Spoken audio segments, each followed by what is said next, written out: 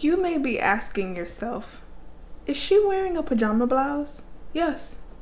Yes, I am. Because it's the middle of the night. This is the third video I've filmed. I still have more to film. I'm pregnant.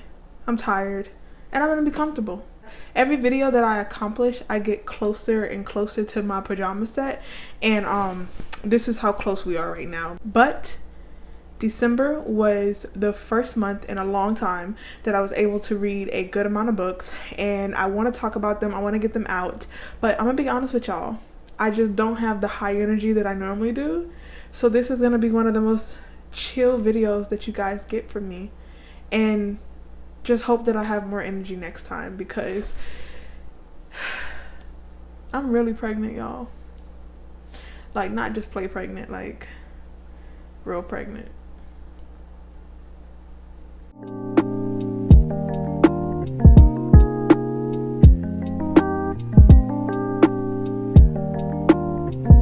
I don't remember the order in which I read them because that's far beyond my brain capacity. So we're just gonna go in the order that I picked them up, and just keep in mind that these are not the order that I read them, although I'm not really sure why that would necessarily matter. First up, we have Scythe. I ended up reading the entire trilogy of Scythe, so I'm not going to talk too much in depth about book 2 and book 3 because I don't want to give away too much information, but I will share some of the thoughts that I had. Book 1 was a definite 5 out of 5. I absolutely loved it. I chewed it up. I think in like a night, and literally the next day Barnes & Noble's opened at 9 a.m. and I was up at 7. I was up at 7 getting ready to go to Barnes & Noble's because I had to have book 2 and book 3, and I really feel like I played myself by not buying book 2 and book 3 immediately. Like, why do I keep doing this to myself? This book is a utopia instead of a dystopia, where they have pretty much figured out a way to end all diseases and crime and just all the things about life that we can't stand. And so because no one really dies of natural causes anymore, or really of any cause, because they have this AI that now has a conscience, the Thunderhead is actually like sentient, and it can revive anyone from anything. So people even like jump off buildings to like splat on the floor just to get revived, because they live forever. And so they get a lot more deadly with the things that they do to give themselves serotonin or adrenaline or anything like that. So in this world, we have a utopia and no one really dies. They die. They just can be brought back. There's a revival center, and the AI watches over them and knows everything. But the AI has decided that it doesn't want to be responsible for either bringing life into the world or giving death, because they still live on planet Earth and no one's dying. Natural population is constantly multiplying and increasing. Somebody has to deliver death sentences in this world, and so that is where the Scythes come in. They are a human council committee of Scythes who go around gleaning different people to keep the population under a certain number, to make sure that the earth is not overcrowded and pretty much pushed to its breaking point. We have Rowan and Citra, and they become this apprentice of Scythe Faraday. Only one of them will end up being a Scythe, and neither one of them wants the position. So they're both trying not to outshine the other, to make sure that they're not the one stuck with this position, because they are very emotionally adept people, and they don't want to be the one walking around killing people, because it's a beautiful world. There's no worries, no troubles. You can do whatever you want. You don't even need a job if you don't want to. You get a subsidy from the government for just living. Poverty is not really a thing anymore. So no one wants to be this death bringer in this world. Definitely not Rowan and Citra. And that's basically where we pick up in this book. And it was so good, the world building. In this book, you start to see different ideologies that take root, and it transfers into corruption of the Scythes. And the AI basically controls everything except the Scythes. So whatever the humans do, the AI never involves itself in there. It doesn't stop them. It doesn't tell them what to do. It doesn't talk to them. It doesn't communicate with them. The AI literally lets the Scythes do whatever they want. So Citra and Rowan are left on their own, trying to figure out how to maneuver through this job that neither one of them wants, but they're also feeling this need to jump in and be involved because of all the corruption that's going on and taking root in the Scythedom. Book 2, I ended up giving 2 out of 5 stars. I love the Thunderhead in this series. I thought that the Thunderhead was absolutely brilliant. I really loved the way Neil wrote it, and I was so intrigued with the Thunderhead in the first book that I was really excited that the journal entries that we got in the first book that came from the Scythe actually are now journal entries from the Thunderhead itself. Now, when it comes down to the Scythe in this book, Neil made some questionable choices, and as far as like that storyline, that arc, it went down terribly for me. I literally DNF'd the book for about 3 or 4 days because I was so livid with the way that he decided to write the storyline and things that were occurring and happening. It was very upsetting. I did not like it. And if you've read this book, then I'm pretty sure you know what happens and you know what I'm talking about. But again, I really, really love the AI and I love the Thunderhead, and there was enough aspects without the Scythe in this book to keep me going, so I ended up going back to it and not leaving it as a full DNF because I'm like, okay, I'm here for the Thunderhead. I don't really care about the Scythe anymore because they have made me mad, they have pissed me off, and like I need a break from them. And I ended up finishing this book and giving it a 2 out of 5 just because the only thing that kept me attached to the series or to the book was the fact that I was in love with the Thunderhead and I got a lot of him in this book. So I ended up giving the third book a 4 out of 5. And in this book, which is the last book in the trilogy, the plot of the storyline of the Thunderhead and the storyline of the Scythe kind of coincide and come together. I still was very upset about the stuff that happened in the second book. So again, I still didn't want to see the characters in this book. And luckily for me, I didn't have to deal with them until later on in the book, maybe about like 150 pages. And so I was already attached to what was going on elsewhere in the world. And by the time I seen them again, I was able to get over my grievances. Although I think I'm still very upset. Like, I just don't understand why Neil did that. Like, it just doesn't make sense. There were so many ways to write the story, and I just don't understand how you decided that this was what we were gonna do. And I question that choice. Overall, besides that minor incident, it's not minor, besides that incident in the second book that made me want to chuck it and take it back, I was gonna return it to Barnes & Noble. That's how mad I was. I will say that I'm still interested in like the TV adaptation of this series, and I am intrigued enough with Neil Schusterman's writing to continue reading more of his works, and hopefully he doesn't continue to pull stunts like that because that was unacceptable. Okay, I'm still a fan, I'm still here, but I'm docking points for that decision. So the next book I have is Throne of Glass. I ended up giving this one a 3 out of 5. I said that I was going to read this book a long parallelical time ago, and it didn't happen for reasons that are beyond my understanding. This book it felt pointless. I'm not going to say that it was bad. It was interesting. It just really felt like a prequel to a series. Like, had I read a series and then like the author came out and said, oh, we're gonna do a prequel to teach us or show us how the characters got to where they are when we met them, that is what this book feels like to me. And so I did enjoy it because of Sarah J Maas, and I am Maas trash. Everybody knows I'm a Sarah J Maas fan. It just felt like by the time I finished book 7, I wasn't gonna necessarily care about this one. This just felt like an opening teaser, an appetizer to the series. And so because I felt like the book didn't have as much substance as I wanted it to, I ended up giving it a 3 out of 5. Now, I did try to read the second book, which is Crown at Midnight, and I was utterly bored, terribly bored. I had no interest in what was going on. I assumed that if I started off at a 3-star with the first book, that it was just going to go up from there, and it absolutely did not happen like that. I was disappointed. And when I spoke to my friends in the book community who has read the series, they all told me that the problems that I had with the book was not going to change, and that was pretty much where the storyline was going, and I just wasn't interested. So I did end up taking Crown of Midnight back, and I'm just gonna stop at Throne of Glass for right now because everybody keeps saying that like by the time you get to book 3 or book 4, which I guess is Heir of Fire, that's when the series really takes off, and Heir of Fire is a 5-star, and you know, Queen of Ashes, whatever the book is called, it's like a 5-star. But for me, it's just like I have to read 3 books to get a 5-star out of the series. I have to read 4 books before I get a 5-star? I don't know if that's something that I can commit to. Especially when the first book was a 3 and the second book was trending to be a 2 or a 1, then I'm just sitting here suffering, waiting for me to get a 5-star read, and I just don't see me waiting 4 books to get a 5-star. That's not something I can stand behind. The next book that I read was We Set the Dark on Fire and We Unleashed the Merciless Storm.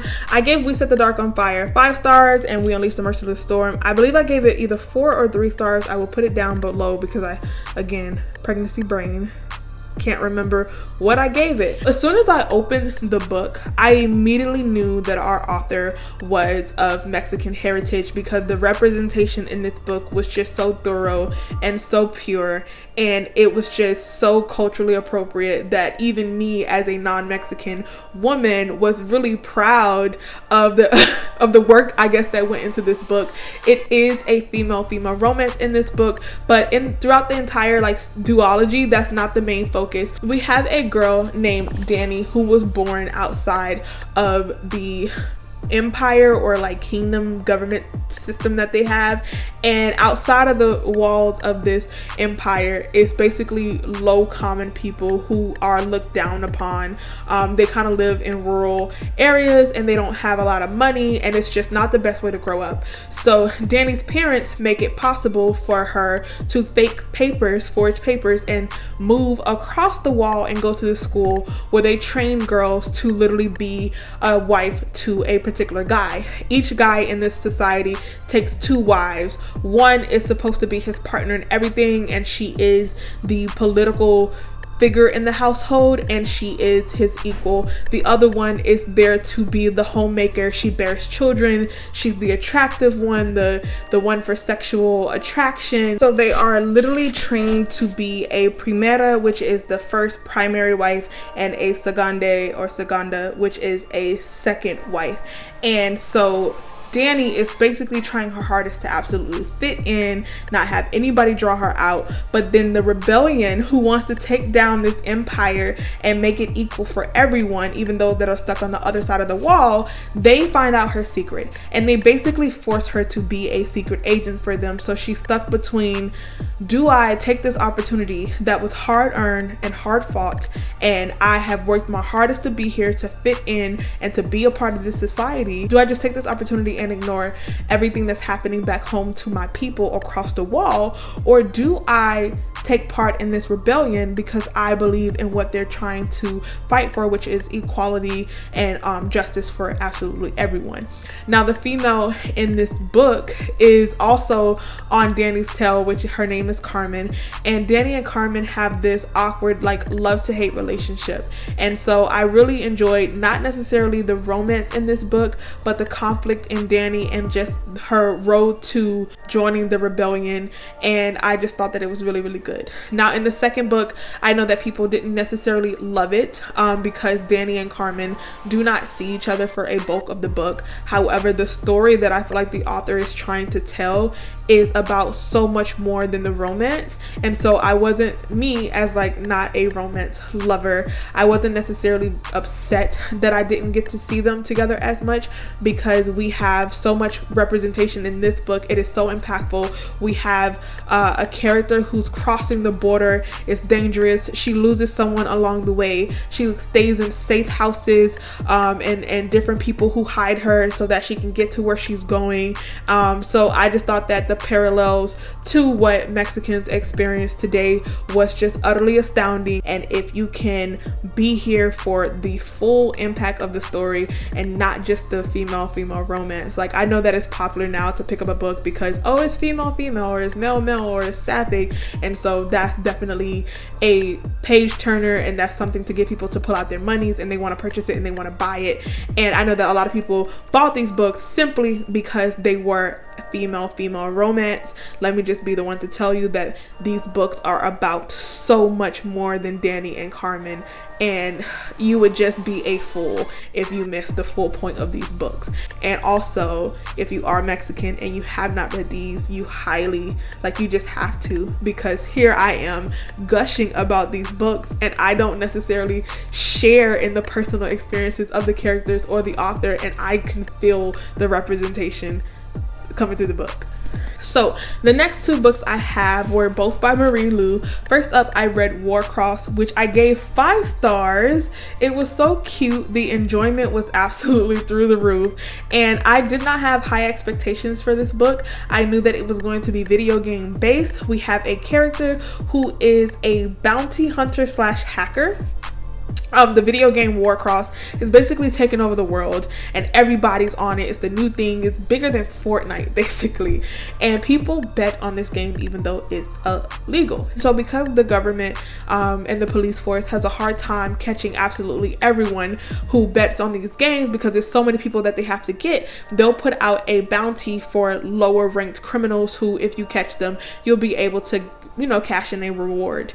Now our main character is very poor, and so she makes her money and she pays her bills by being a bounty hunter, and in order for her to catch her criminals easily, she hacks into the game to be able to locate them, because everybody's attached to the game, and all you have to do is find the right phone and hack into it, or the right friends list and hack into it, and you'll be able to find exactly who you're looking for.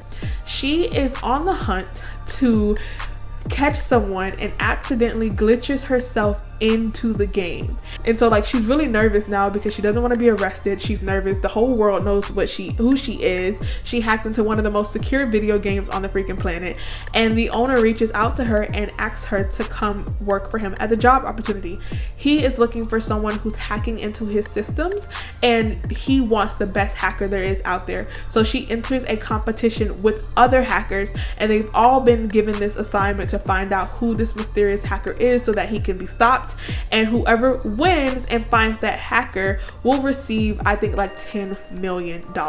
Now, that sounded interesting enough for me to pick it up. It's very easy to read. It's not a big book. It's YA. I didn't expect the book to take deadly turns the way that it did. The stakes in this book was higher than I anticipated them to be. I didn't even expect high stakes, and just the twist at the end of this book I felt was very intriguing. I cannot wait to read Wildcard, because this is one of those books where you kind of just pick it up because you just want something to read. You want something cute and comforting, and you want to be taken away into a different world. The world building is really interesting in this book. I could literally picture the video games and how they worked and just enjoy the book immensely, and then you're blown away by the level of quality content that the author has written into this book. So 5 out of 5 stars to Warcross, and I again cannot wait to read Wildcard. The next book by Marie Lu that I read was Legend. June is a prodigy of the Republic, which is this ruling monarch in America today. And so we have another character named Day, who is kind of like a street kid running around, and his parents think he's dead, but he causes a lot of mischief for the Republic, and he's basically like their most wanted criminal. And he's not a part of the rebellious group, but he accomplishes so many things that you would think that he was a part of the rebellion sent to take down the Republic.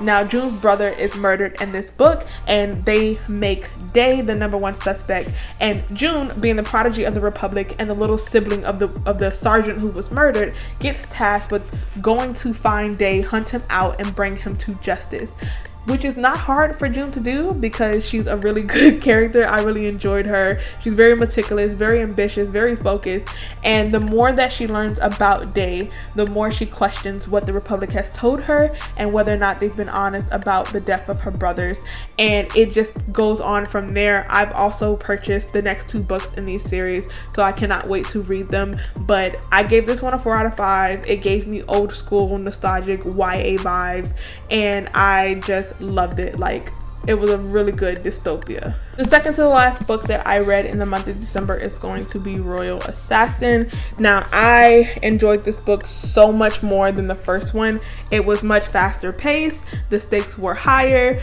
I actually got involved in more than one character in the book, and now I'm invested in the series and I cannot wait to see where it goes. I gave Assassin's Apprentice 4 stars and I gave Royal Assassin 5 stars. And now, after reading this book, Robin Hobb has made it onto the list of authors that I want to read multiple books from. So I do plan to read The Ship of Magic because that is where everyone says all the glory is in Robin Hobb's books.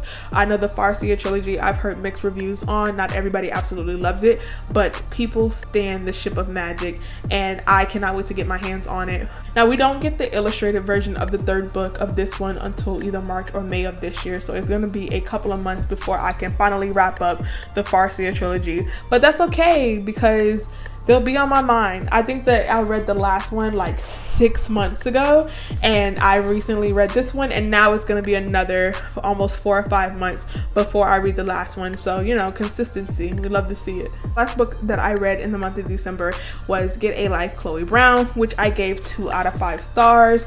I was not invested at all. The romance was dry. The characters was dry. Everything was dry. The book was dry. It was stale bread, stale hard, knock on wood bread. And I just, no, there has to be better romances in the world than this. Now, this does have representation for disabilities, and that's great and all, and that's how it got the 2 stars, but everything else was just a no. And I read majority of this book physically, and then I switched to the audiobook for about 25% of the book, hoping that the audiobook would make it better. It didn't. It definitely made it worse. There was just no way that I was gonna end up liking this book. For those of you who don't know what Get a Life, Chloe Brown is about, we follow a girl named Chloe who has never really done much with her life because her disability ails her, and she's very cautious. Now, after she experiences a near-death situation, which isn't necessarily near-death, like she's death adjacent, like death was knocking on somebody's door and she's seen it. She was just down the street neighbor, but to her it was a near-death experience, and so she decides to write a list to get a life. And on this list she sets out to do all these different things that she doesn't really set out to do because she wrote the list, but she's still really nervous, so that doesn't even really work out.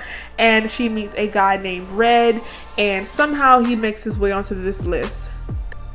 And just repeating the book back to you guys just made me realize how much I just did not enjoy this book.